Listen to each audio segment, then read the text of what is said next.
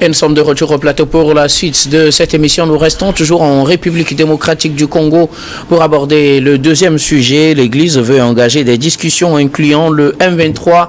L'Église catholique et l'Église protestante de la République démocratique du Congo ont rencontré en ce début de semaine le président congolais Félix Tshisekedi. Une rencontre au cours de laquelle ces deux églises ont fait une proposition de sortie de crise et les langues se délient petit à petit. On en sait un peu plus sur le contenu de ce document qu'ils ont présenté au président Félix Tshisekedi. Selon les annonces faites par l'Église, les discussions, ils engagent en tout cas, ils voudraient engager des discussions avec les parties prenantes à la crise dans l'Est de la République démocratique du Congo et parmi les participants qu'ils veulent, les représentants du M23.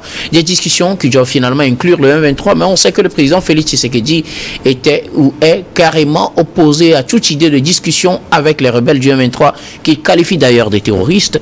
Pour lui, ce n'est pas la peine de discuter avec eux, mais l'Église propose de discuter avec eux pour arrêter le massacre. On parlait tout à l'heure du bilan macabre après cette percée du M23 dans le pays. L'Organisation des Nations Unies fait état de presque 2000 morts dans les rues, 900 dans les morgues.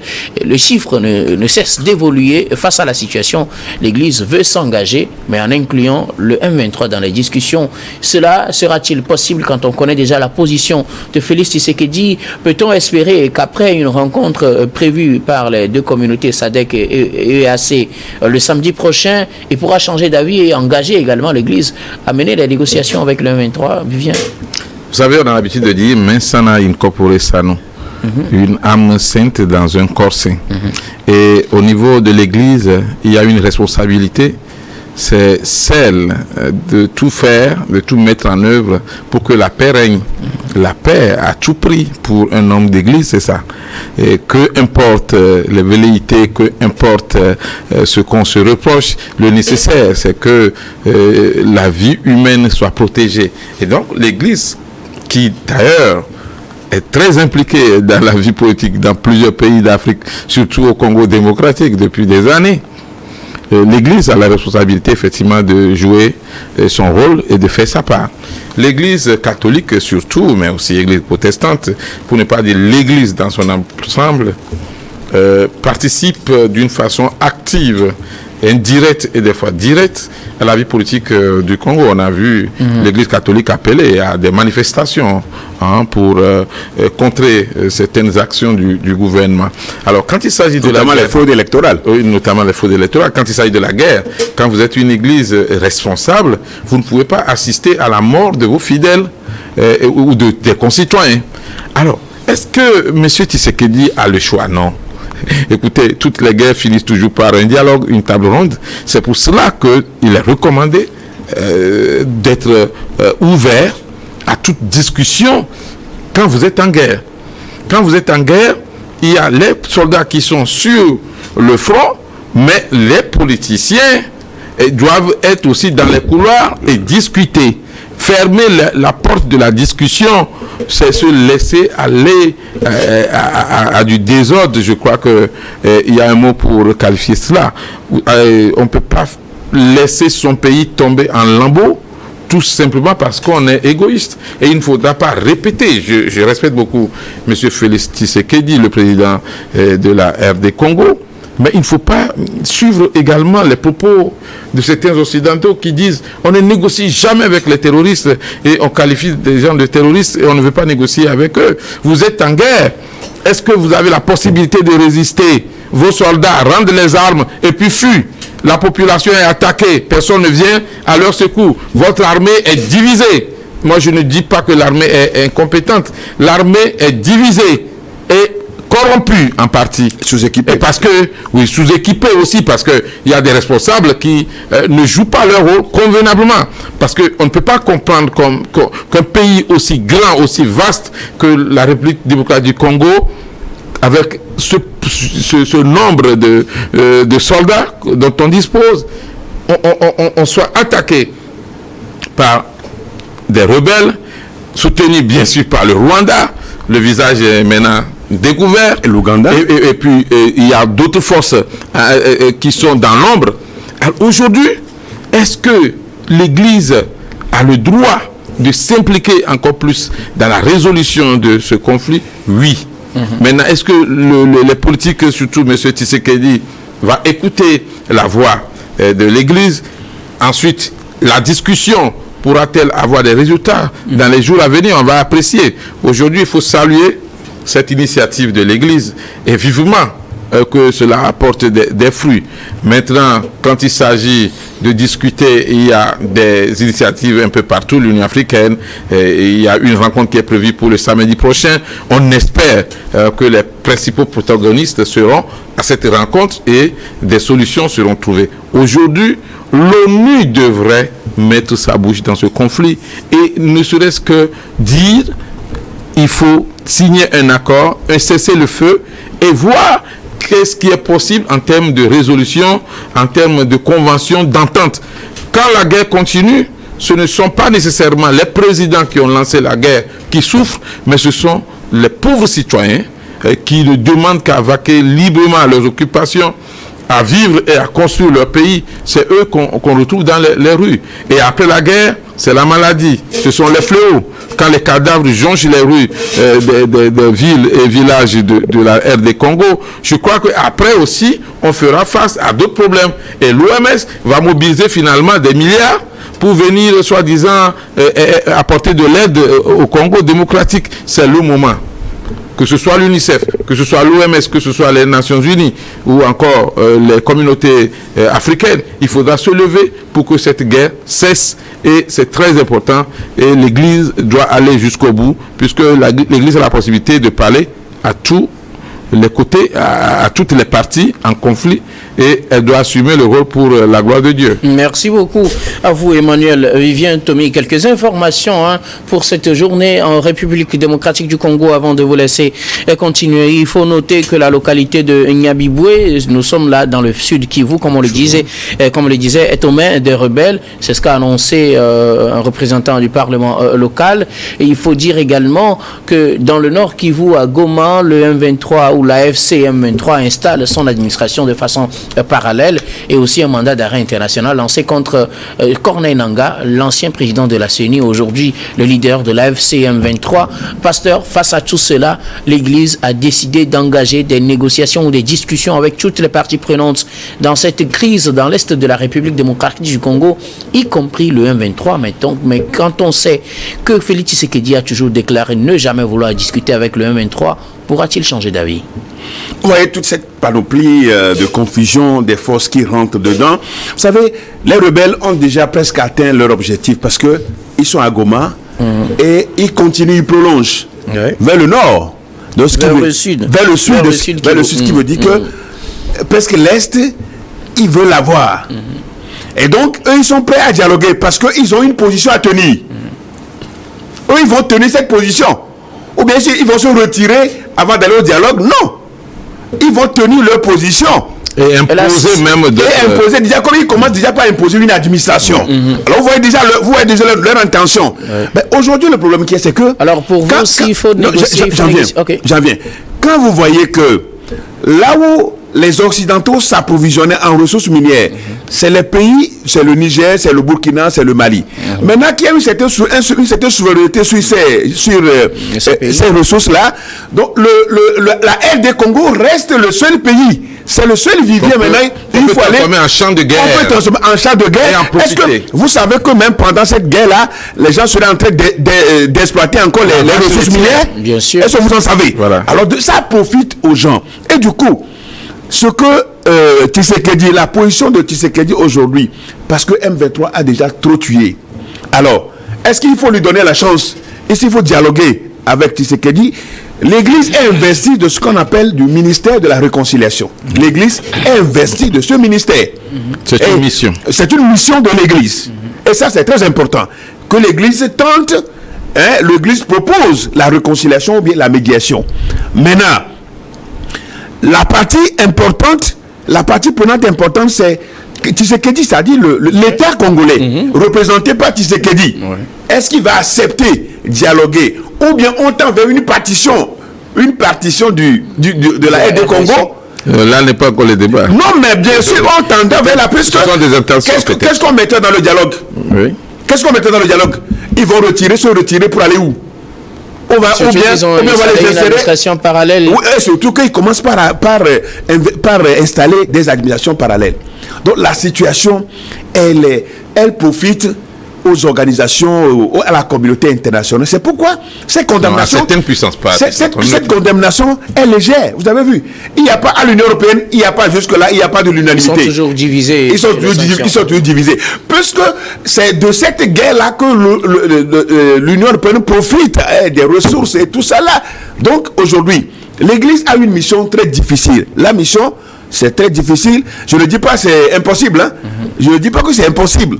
Mais ça va compliquer la situation. Parce qu'il y a un défi à relever, c'est de convaincre Kabila, comment on l'appelle, Tshisekedi, à rencontrer M23. Et puis Kagame aussi. Et surtout que son armée, est-ce que dans ce cas, est-ce qu'il y a le rapport de force est à son niveau?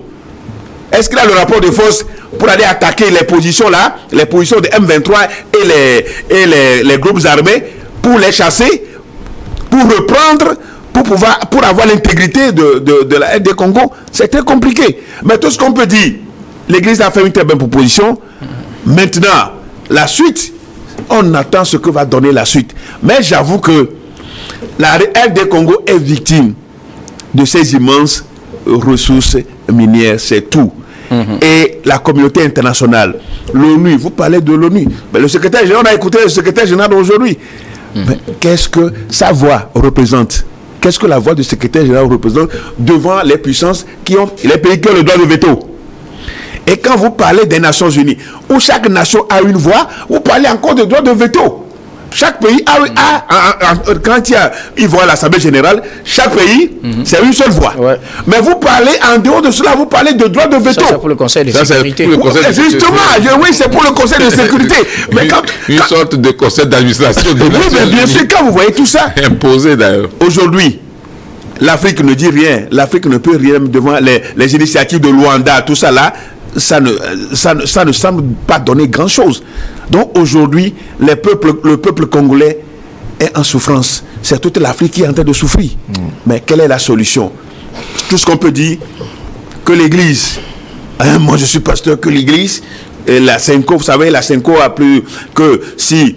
Au niveau, quand vous parlez de Senko, vous parlez de Rome, hein, vous parlez de Rome naturellement. Bon, si comment vous l'appelez? Saint-Égidio peut venir au secours pour qu'on puisse retrouver quelque chose. Mais j'avoue que les rebelles ont une intention, c'est de conquérir une partie pour ne pas amputer une partie à la RD Congo, là où on parle là peut-être du Sud-Soudan, vous vous rappelez, il y a Soudan, il y a Sud-Soudan, parler peut-être du Sud, de l'Est, Congo de l'Est. Congo de l'Est, je ne sais pas comment ils vont l'appeler. On espère qu'on n'arrivera pas jusqu'à ce niveau. Vers là. Merci beaucoup à vous, pasteur. Avant de revenir à vous pour un deuxième tour sur la question, Robert Kossignan, à côté, l'Église se pose comme médiateur dans cette crise. L'Église fait une proposition de sortie de crise au président congolais Félix Tshisekedi. On en sait un peu plus parmi les participants à la médiation que propose l'Église, le M23. Je pense que mes co-débatteurs ont beaucoup élaboré sur les propositions et sur les solutions. Et je vais ajouter ceci. Vous savez, le M23 et tous ceux qui sont ces fournisseurs d'armes, de munitions et même ces diplomates, tant sur le plan national qu'international, ont un objectif précis. C'est de revenir sur la partition, si je peux appeler ça comme ça, c'est-à-dire sur la zone que Kabila Père a proposé aux Ougandais et aux Rwandais, que s'il l'aidait à prendre le pouvoir de Mobutu, il va leur donner. Il va le céder pour la session. Ils reviennent carrément sur cette bande-là. C'est le site Kivu, comme l'a dit le pasteur. C'est ça qui fera l'objet de discussions avec les autorités congolaises qui le veulent ou pas. Maintenant, est-ce que c'est pas trop pessimiste de votre part? Non, écoutez, c'est ça. C'est le schéma. C'est le schéma. Aujourd'hui, ils avancent. Ils avancent avec quoi? Aujourd'hui, il y a, je pense, quelqu'un blanc qui parlait de cette guerre la fois dernière, qui dit le M23 dispose d'armes sophistiquées que l'armée régulière congolaise. Mais puisqu'ils sont soutenus par le Rwanda et d'autres puissances. Je ne refuse pas. Mais il y a noté une chose. Même la communauté internationale dont on parle, elle fait partie intégrante de cette lutte. Parce que n'oublions pas qu'il y a des puissances de ce monde qui sont dans cette crise, qui veulent aussi avoir le lithium de cette partie du Congo à vil prix. C'est ça la vérité. Qui veulent avoir le coltan, qui veulent le coltan, ainsi de suite. Tshisekedi a beau demander qu'on qualifie le diamant qui sort de cette partie du Congo comme diamant de sang, mais qui l'a officialisé? Personne. C'est-à-dire quoi? Les gendarmes de ce monde, quand ils sont quelque part en train de manger, quels que soient les dégâts collatéraux qui se produisent sur le terrain, ils n'opinent pas. Si aujourd'hui le Mali, le Niger, le Burkina Faso se sont extirpés de cet esclavage, de cette animosité, c'est parce qu'il y a des dirigeants qui ont pris à bras le corps la souveraineté de leur pays. Moi je dirais même dans ce contexte qu'aucun politique congolais n'aime vraiment la RDC.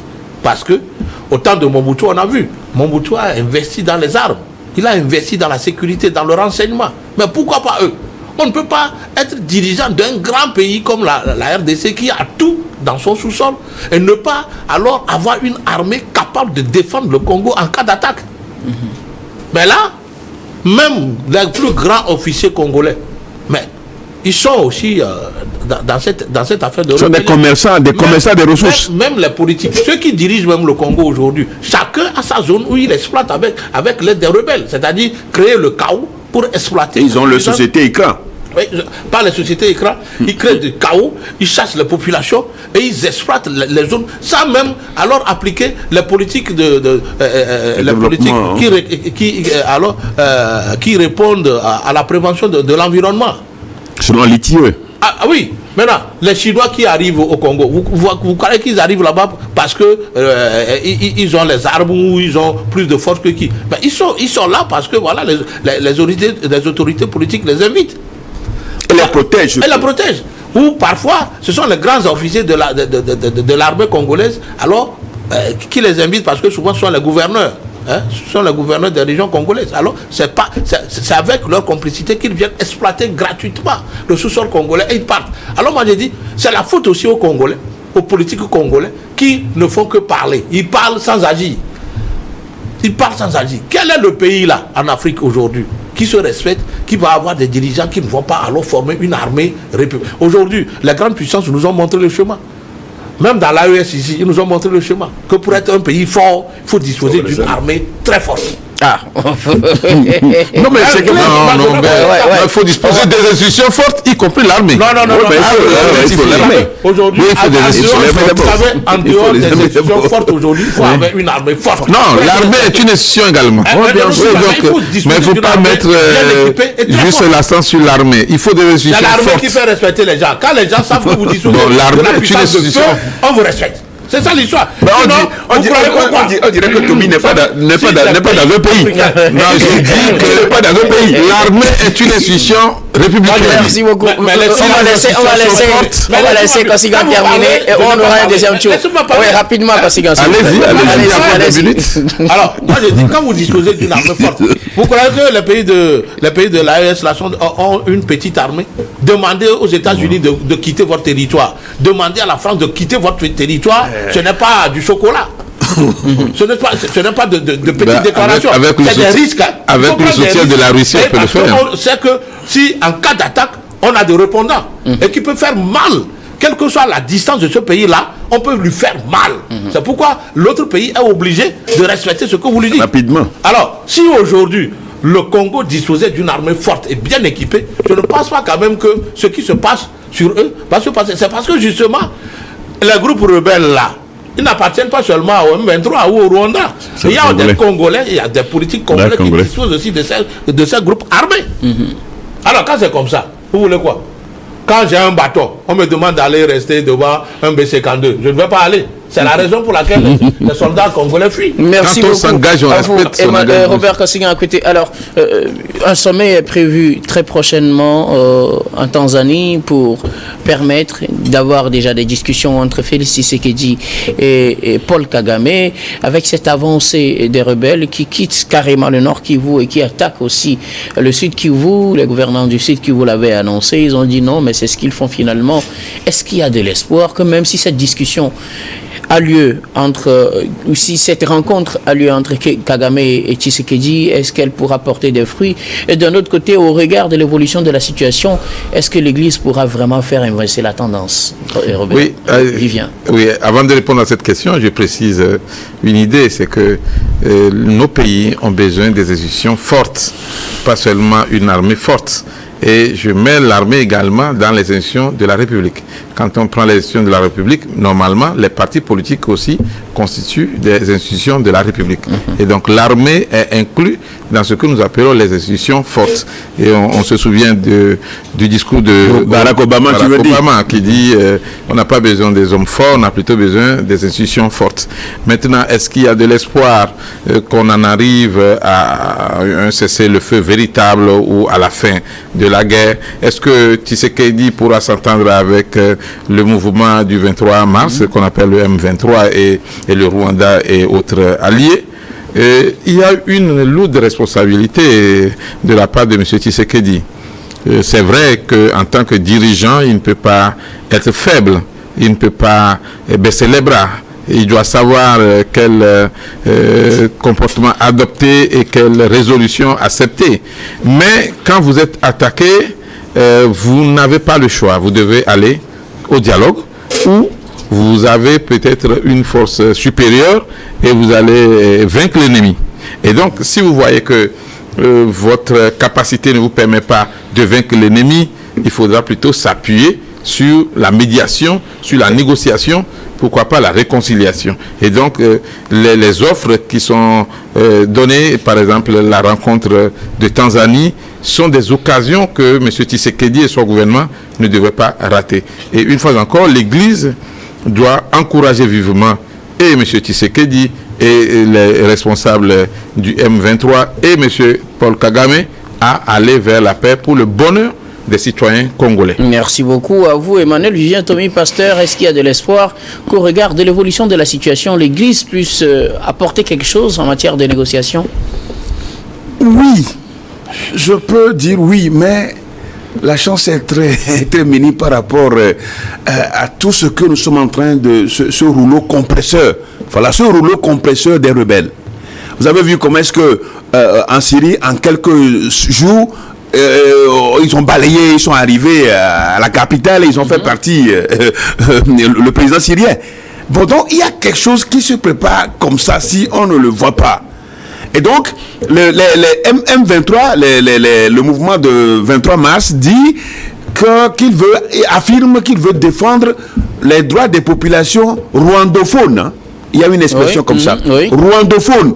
Qu'on estime Rwanda. Oui, bien sûr, qu'on estime avoir été marginalisés. Oui. Dans la gouvernance. C'était la prétexte de base. Dans la gouvernance de base. Et donc, quand on voit tout ça là, ça va être très compliqué. Ça va être très compliqué. Et la situation de Corneille Nangaa qui dit qu'il veut marcher sur Kinshasa. Lui dit qu'il veut marcher sur Kinshasa. Lui, c'était l'ex-président de la CENI en RD Congo. Le chef de l'AFC. Le chef de l'AFC, donc un allié de M23. Donc, tout ce nous allons demander à tous les chrétiens d'Afrique, voilà, comme il s'agit de l'Église, à tous les chrétiens d'Afrique, de prier pour... de faire aussi des actions. De prier pour cette initiative de la CENCO, de l'église en RD Congo. Sinon la situation se complique au jour le jour. Et c'est dommage. Et la communauté internationale est coupable et complice de tout ce qui se passe en RD Congo. Merci beaucoup à vous, pasteur Robert Kosigan. Écoutez, y a-t-il de l'espoir que l'église puisse apporter quelque chose dans les négociations? Ah oui, tout le monde a sa confession religieuse. Et donc les religieux, les pasteurs, tout ça, l'église a un rôle important à jouer parce que l'église a la chance d'avoir chacun de ces antagonistes-là en son sein. et à qui elle peut parler facilement. Les rebelles aussi vont à Est-ce que les l'église. rebelles vont à l'église, c'est ça la question. Bon, c'est possible. C'est possible. Après, ce qu'on fait, c'est pour dire le nombre de personnes tuées. Hein. Chacun appartient à une église. Alors moi, je Pas tous, mais bon. l'église a il de faut fortes chances le pour dire, amener la paix. D'autant plus qu'on connaît qu'en Est de Congo, il y a beaucoup d'églises. Et l'ensemble de tous ces acteurs peuvent amener les uns les autres à la raison. Sauf que je ne pense pas vraiment que le schéma du M23 répond aujourd'hui à la sollicitation de l'église. Parce que pour eux, leur objectif est clair, c'est marcher sur Kinshasa. Même 23 est plutôt ouvert au dialogue. Hein? Oui, Parce qu'ils savent qu'ils ont déjà gagné, ils ont gagné une partie. Mais c'est de l'hypocrisie politique. S'ils ne respectent pas leur cessez-le-feu, je pense Voilà, justement. C'est de l'hypocrisie Merci politique. beaucoup C'est à vous important. tous Tu pour m'attaques et vos puis tu dis que tu es contributions. ouvert au dialogue. Merci beaucoup à vous. Nous allons marquer la pause pour le journal, puis on reviendra tout à l'heure pour la suite de cette émission.